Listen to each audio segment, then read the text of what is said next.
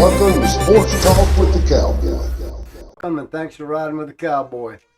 Had a great Super Bowl Sunday with the Seattle Seahawks winning the World Championship by beating the New England Patriots 29-13 in California. It was a great game for the Seattle Seahawks, winning their second Super Bowl trophy out of 4 tries. They're 2 for 2. And for the New England Patriots, a defeat utterly through the whole game. It was 3-0, 6-0, 9-0, 12-0. You'll get the drift. It was a one-sided affair with the Seahawks winning the game handily into the fourth quarter when there was a couple touchdowns scored by New England and a terrible, a comeback type of a deal, the end of the game kind of a deal. And it wound up 29-13. It wasn't close during the game. Closest it got, it was about, I think it was 15-0 when they scored a touchdown. They were still 8 points back. It didn't get very much closer. Seattle came out there and ran a lot of running plays, made a few passes. They could have had more, but they missed on a few of them, or the game would have even been more one lopsided. The Seattle Seahawks were just a better team, and Sam Darnold was just a better quarterback. But that's how it went.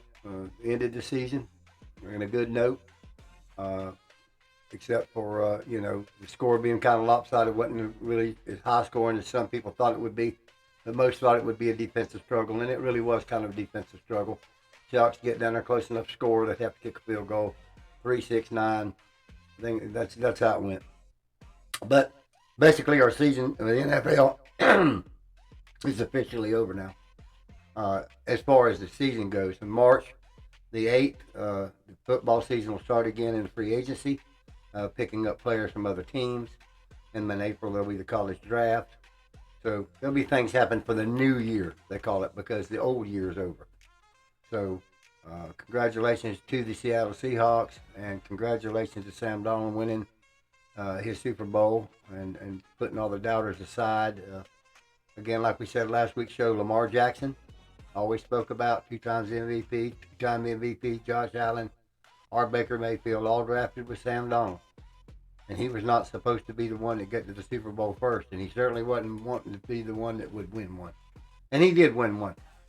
And so congratulations to the Seattle Seahawks team, their new coach for 2 years. And they'll be a formidable team next year, I'm sure, too. So that's about all as far as the Super Bowl is concerned. We do have some Buck news as far as some of the coaches that was hired, some position coaches, but it's not necessary to go into that tonight. We're preparing for the draft and preparing for free agency in a month and a half. We'll keep you posted on that, but nothing earth-shattering over at one Buck place. It won't be for about 6 or 7 weeks. And we'll hear rumblings and rumors and players that might not come back, players that might not re-sign, and let the Bucks know they're going out into free agency and look for other teams. These things in times it'll happen. Levante David, whether he retires, Mike Evans, whether he retires, whether he comes back. These kind of things might come up, but as far as overall, football's over with, and we're moving on to hockey and baseball, racing and golf. And that's about how it goes once a year, and in that time of year is now. We'll move on now to the Tampa Bay Rays baseball team, which will start tomorrow with their pitchers and catchers. And in a week and a half, the rest of the team will get there, and by the end of February, spring training will start around the 27th of February. Spring training baseball games will start. And then followed by the 1st of April, the season beginning. As far as NASCAR, its opening day is the Daytona 500. And that Daytona 500 is this Sunday up in Daytona. This is Speed Week in Daytona. There'll be the truck race Friday night. There'll be the Xfinity race on Saturday. And then there will be the NASCAR Cup race, the Daytona 500, the Great American Race, on Sunday. So that will be the first race in NASCAR season. And as we said last week, hockey, the Lightning being hot by the time the Olympics started, is in the Olympics and won't be out till the end of February. We can't talk much about the Tampa Bay Lightning. Before we get on to the questions tonight, I want to go over the Sports Talk with the Cowboy final results of this year's Sports Talk with the Cowboy. You pick them. A football pool, and that was won by Coco. And second place was J.D. Hill. Third place was Lori Calvin. So congratulations to Coco being first, and J.D. and Lori Calvin in regular season coming out in first, second, and third. And in the Super Bowl pick'em, which was over this weekend, Rick and Debbie won that poll by only being 1 point off, picking 43 points instead of 42 points, and picking the Patriots. So congratulations to each and every one of them. We thank you for your participation this year. We're going to go after it next year again. Thank you everybody that was involved throughout all 17 weeks and all the playoffs and into the Super Bowl. I want to take time to congratulate each and every one of them on this year. And now I'm going to your questions, and I have a whole lot of questions tonight. First question is from Bill, and Bill wanted to know what I thought about the halftime show at the Super Bowl. And Bill, I don't speak Spanish, so I didn't understand any of it. I did see some people out there with some machetes chopping what was supposed to be sugar cane. And I seen the guy, this Bad Bunny fellow, hunching a power pole, singing in Spanish. So I really, other than that, I really don't know.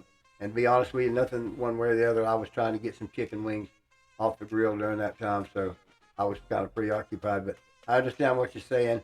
It was different when you had somebody speaking, singing completely Spanish throughout the whole halftime show.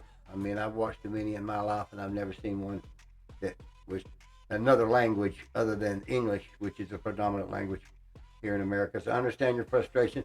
I understand there was another halftime show on another YouTube network had a streaming their own halftime show. But I don't go into it that far. I'm there for the game, not for the halftime show. But I understand your frustration. Many people are frustrated about it. So God bless you. Thank you for your question, Bill. The next question is from Lee, and Lee wanted to know, did I think that Baker Mayfield would get an extension this year? And I do believe, Lee, that Baker will get an extension, a couple, 2 or 3 year extension. Though I know their money's going to be stretched, Lee, if they go out and get the free agents that they're going to need to make this team competitive, which is going to be 5 or 6 proven free agents from other teams in March, plus the draft, to make this team relevant. And that's going to stretch that money. And Baker's got a $40 million guaranteed contract through next year. So, you know, is there a real rush to go get Baker another extension? You know, to give him $200-300 million? I mean, he knows he's going to be there, but, you know, you want to do something, but if you do something, it might not be enough. So I don't know how that'll go, the money part of Baker. I'm thinking if they have the opportunity, they will give Baker an extension.